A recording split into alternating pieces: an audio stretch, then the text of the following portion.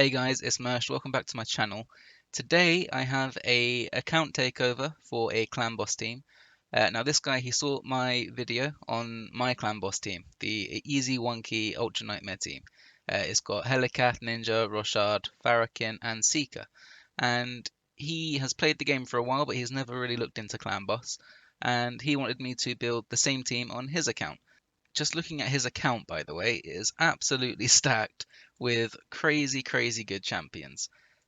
He did ask me if Ninja could be put in a Relentless set, and I said, well, it depends on the gear, but yes, he can work in a Relentless set with the team. So he wanted me to build this team with Ninja in a Relentless set just to see sort of how it goes and get him a one key team. Now, the reason I'm making a YouTube video on this is just because I want to contrast how powerful Ninja is in Clan Boss, especially when you're giving him a chance at proccing an extra turn. So as you can see here, I've got him in Relentless and Perception, Perception just to give him the accuracy. But without further ado, I'll just quickly show you how the team is built. I won't go into too much detail because I did already cover the sort of generic principles for this team in the previous video. But without further ado, we may as well start with the main man himself since we're on him. We'll start with Ninja. So as you can see, he is in Relentless gear. He has got two sets of perception just to help with hitting the speed and hitting the accuracy requirements because he does have some useful debuffs. He has 32k HP with 2,500 defense. He is in 4k attack and 238 crit damage. As I already mentioned, he's on 260 accuracy. His crit rate only needs to be 70 because we do have Fahrakin in the team. And yeah, his stats aren't crazy, crazy good, but they're still really good stats to put up solid numbers. And don't forget, he's in Relentless. So he's going to be proccing extra turns. He's going to get his passive scaled up really, really quickly. And yeah, it's just going to be interesting to see how much damage he can put out, especially considering this ninja actually has a blessing. My one didn't. I've gone ahead and put brimstone on him just because smite as a debuff for clan boss is crazy good. For those who don't know, it does damage equal to the enemy's max HP whenever they take a turn or whenever they use an ability. So this is up so much during the fight, and it's just extra free damage that this ninja is pumping out. In terms of his masteries, we just have standard clan boss masteries down to War Master on the offense tree. And then support, we've just gone these two just to give him some accuracy, this one as well. We've got Law of Steel just to help with the perception, or the perception set bonus. And then we've got Master Hexer just to make sure the debuffs that he is putting out there is going to last for as long as possible. And Sniper just to help with the chances to actually place them. The next champion is Roschard the Tower. There he is. With this Roschard, I've managed to get him in Cruel Gear, along with two set bonuses of speed, just because his speed requirement is quite high. Aside from that though, he's just got 54k HP.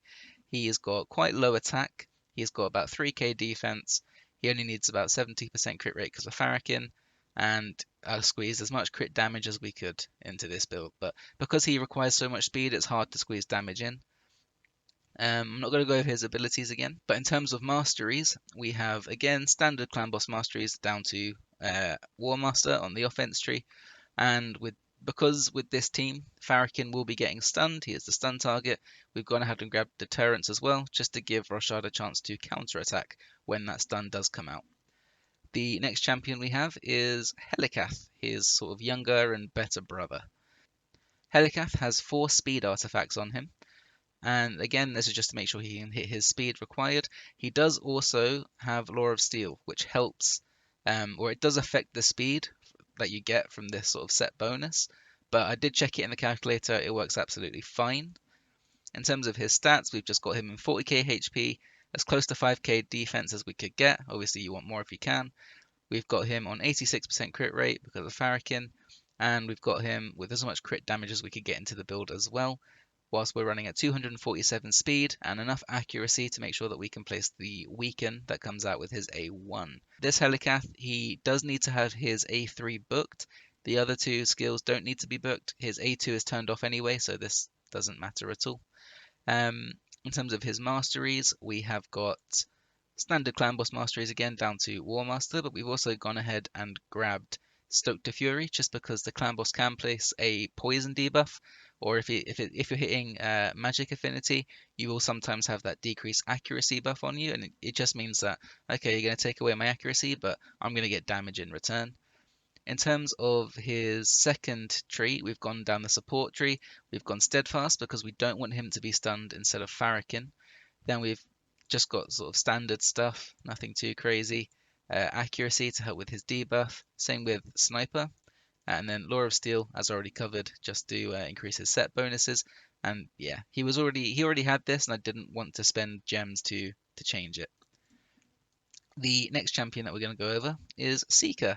Seeker, as I said in the last video, because of that poison tick, he does need to have 2 pieces of Immortal on him to give him the set bonus, which will counteract it. Then we've managed to get another Cruel piece on him, and then the other stuff is just sort of filler pieces to make sure we hit the stats that we need. In terms of the stats though, we have him at 33,000 HP with 3,300 attack, 2,500 defense, 76% crit rate, again because of Fahrakin, and then just as much damage as we could squeeze on whilst hitting 254 speed. Seeker, his masteries, we have standard clan boss masteries again down to War Master, with the defense tree grabbing deterrence for the same reason as we grabbed it on Roschard. Just to get the counter attacks going, Seeker hits pretty hard with his A1, so it's really nice. Then we've got Fahrakin, the guy who makes everybody else easier to build. So with Fahrakin, we have him in Immortal as well. This wasn't intentional, it was just sort of a byproduct of trying to hit the stats that we want.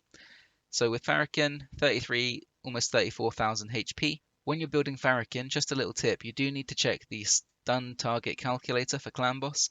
This is just to work out what stats Fahrakin needs once everybody else is built to make sure he is the stun target. So generally, you want him to have much less HP than the 2-block damage champions, but you want him to have a few thousand more HP than the other sort of DPS champions, so Seeker and Ninja.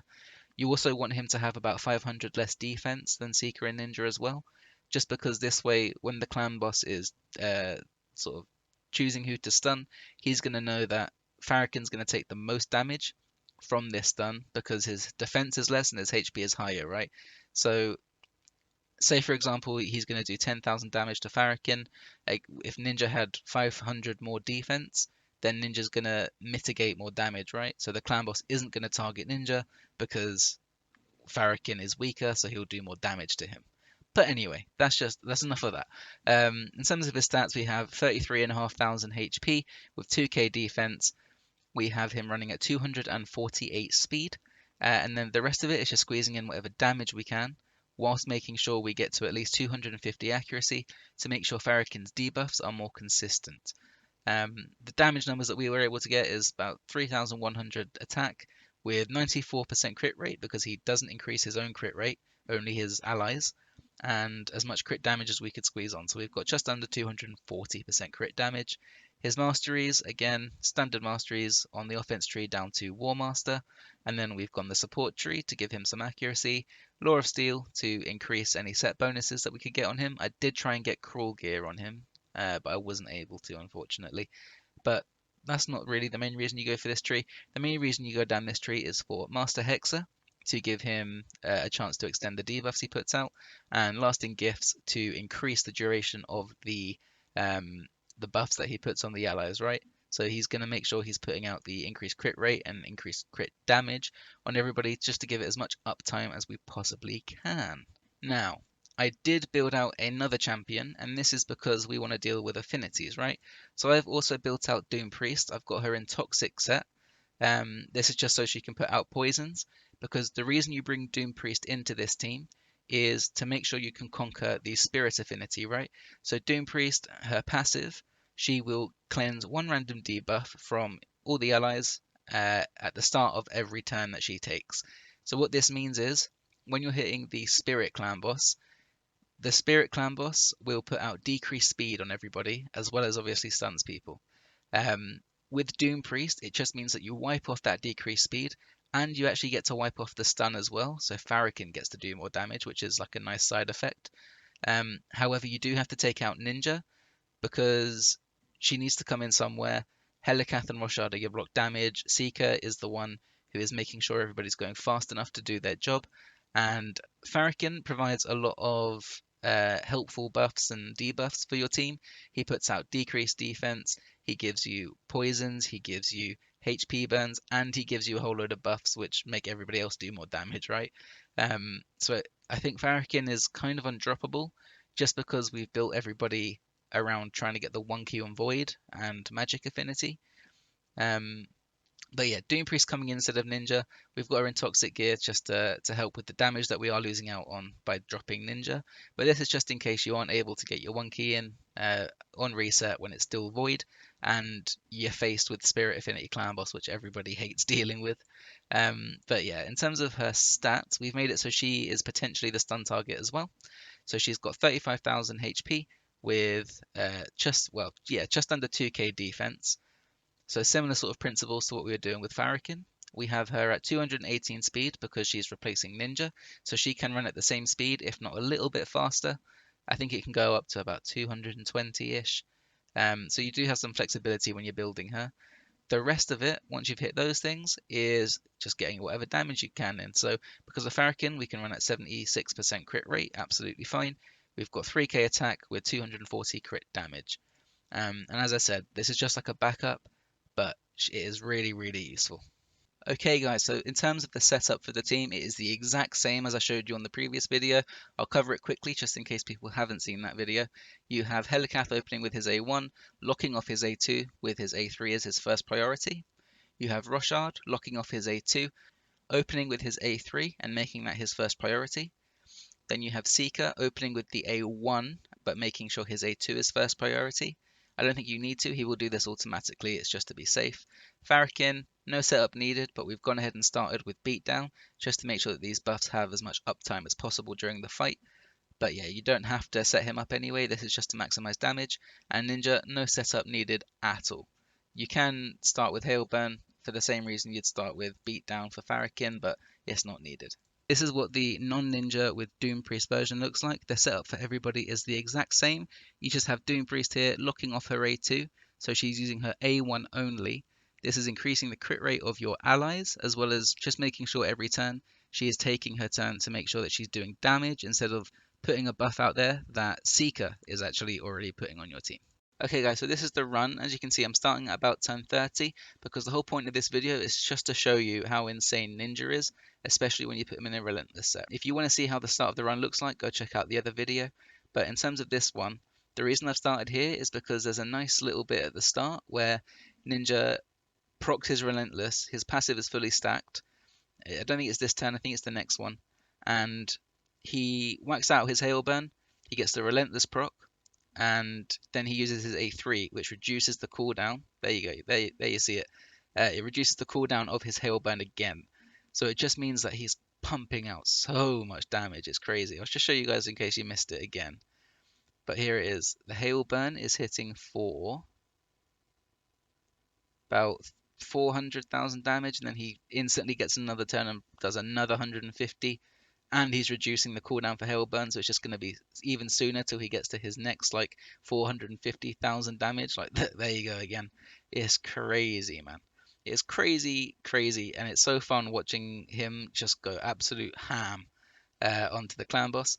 Now, bear in mind, this is on Magic Affinity clan boss, so you are going to see lower damage numbers from Fahrakin and Helicath. The other, well, Seeker and Roschard will be about the same, but we'll skip towards the end here. Now, as you can see, there's one big outlier, and it is Ninja. Just to remind you, Ninja on my clan boss team was doing about 45 million himself, and this is with no Relentless gear. I am doing, I think, more on Roshard because he has Brimstone for me instead of Ninja. But yeah, you're seeing the difference Relentless set is making, man. Like, I'm lost for words at seeing how much damage this ninja is pumping out. And now bear in mind the overall damage of the team will be better once it's hitting Void Affinity. This is just to showcase, like, because Ninja's damage I don't think will change too much when you're hitting on Magic. If anything, it's going to get higher once you're hitting on Void. The reason for this is because Magic Affinity will put out a decreased accuracy, which means Helicath and Fahrakin will not always be able to get their debuffs out there, right? So Helicath isn't going to be getting his weaken out there, and if there's no weaken on the clan boss, the ninja just isn't doing as much damage. but it's just showing you that this can still really, really comfortably one key on magic affinity, and yeah, just showcasing Ninja and Relentless really.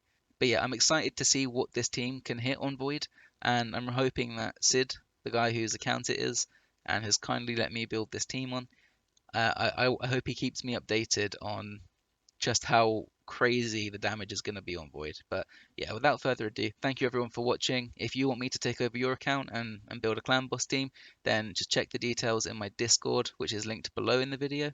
And yeah, thank you for watching. Please like and subscribe, and peace.